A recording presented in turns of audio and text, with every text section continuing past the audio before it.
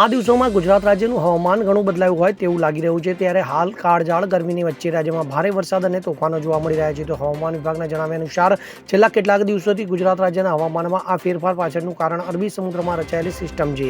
ત્યારે હવામાન વિભાગ દ્વારા ફરી એકવાર વરસાદને લઈને મોટી આગાહી કરવામાં આવી છે. તો IMD અનુસાર આગામી દિવસોમાં રાજ્યના ઘણા ભાગોમાં ઠંડા પવનો સાથે વાવાઝોડા, ગાજવીજ અને વરસાદની પ્રબળ સંભાવના છે. તો આ સાથે IMD એ 30 મે સુધી રાજ્યમાં ભારે વરસાદની આગાહી કરી છે. તો હવામાન વિભાગની આગાહી મુજબ આજરોજ ગુજરાતના ઘણા અલગ અલગ જિલ્લાઓમાં હળવાથી મધ્યમ વરસાદ અને ગાજવીજ સાથે વરસાદની શક્યતા છે, જેમાં બનાસકાંઠા, પાટણ, મહેસાણા, સાબરકાંઠા, ગાંધીનગર, અમદાવાદ, અરવલ્લી, બનાસકાંઠામાં વરસાદ અને ગાજવીજ સાથે વરસાદ પડશે. તો આ સિવાય અન્ય જિલ્લાઓમાં પણ વાવાઝોડા સાથે વરસાદની આગાહી કરવામાં આવી છે. Bureau report, CN24 news. હવે જુઓ દેશ દુનિયાની તમામ ખબરો તમારી આંગળીના ટેરવે.